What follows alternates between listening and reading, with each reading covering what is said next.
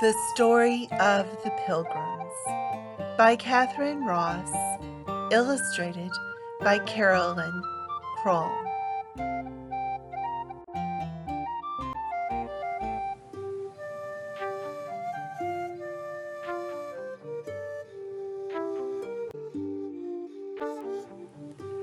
Once upon a time, in the land of England, there lived a small group of people called Pilgrims.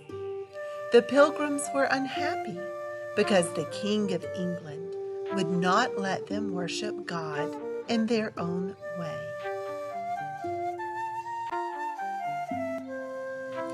So the Pilgrims packed up their belongings and said a tearful goodbye to their homes and their friends and the world they knew.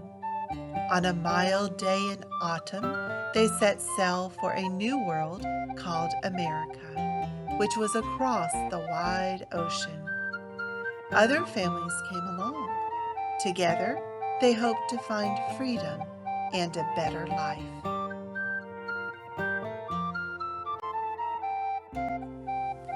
More than 100 people squeezed into a small wooden sailing ship called the Mayflower. 22 of the Pilgrims were children. For their journey, they brought with them only the simplest foods, things like hard cheese, bread, dried beans, and salted meat.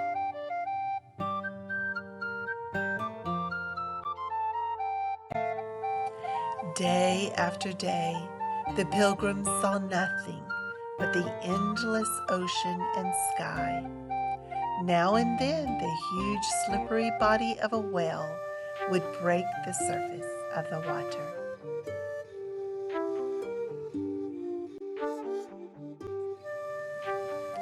On and on they sailed, through calm days and stormy ones, until, after 66 days at sea, they heard the words they had been dreaming of for so long.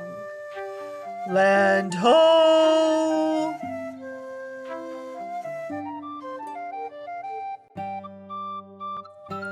Nearer and nearer to the land they sailed, until the water was so shallow they could go no farther. They dropped anchor in a peaceful, bowl-shaped harbor rimmed with sparkling white sand. Dense woods rose up all around. There were no towns, no houses.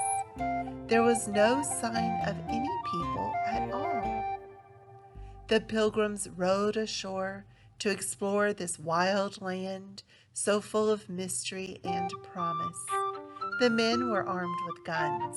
They had heard that America was full of fierce animals and savage Indians.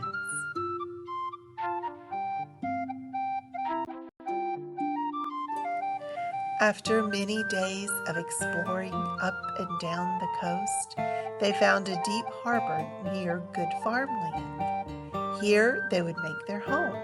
They called it Plymouth. While some stood guard against Indians, the others began to build houses.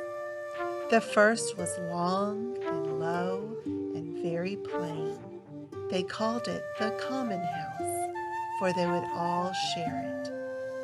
As each day grew a little colder and a little darker, they worked quickly.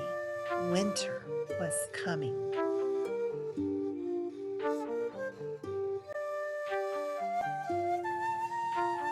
And a terrible winter it was.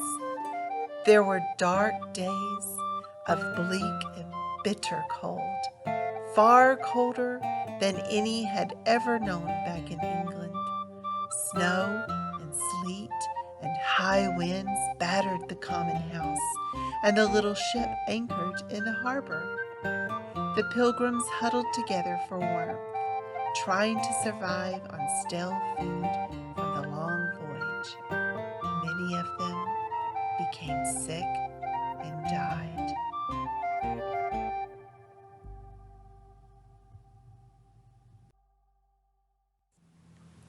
By the time spring came, there were only 50 pilgrims alive, and they were mostly children. What would they do if Indians attacked? Surely they would be too weak to fight back.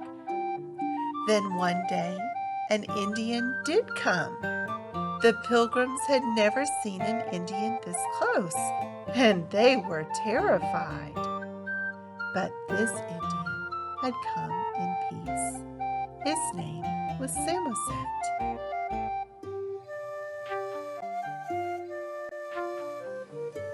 A few days later, more Indians marched to their village, 60 of them, led by a warrior chief.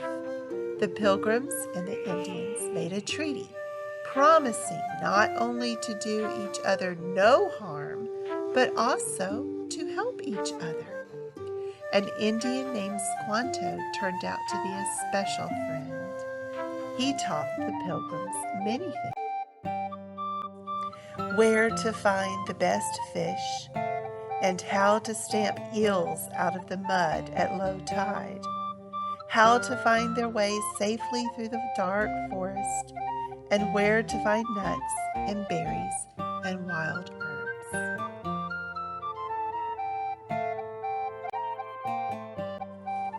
And Squanto taught the Pilgrims how to plant a wonderful new food. It was called corn. In each seed mound, they buried a small fish to help the corn grow. All that first summer in the New World, the Pilgrims fished and hunted and tended their crops. They built more houses to live in and sheds in which to store their supplies. The children worked and explored and played with their few simple toys.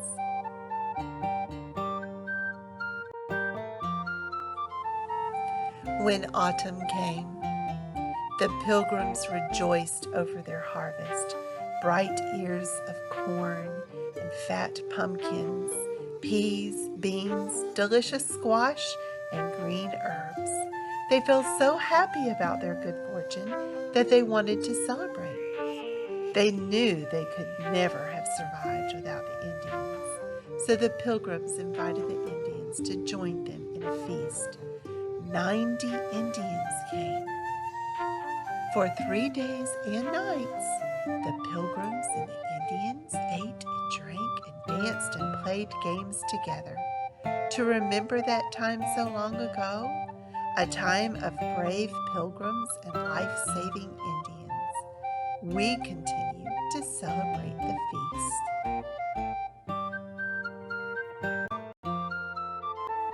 We call it Thanksgiving.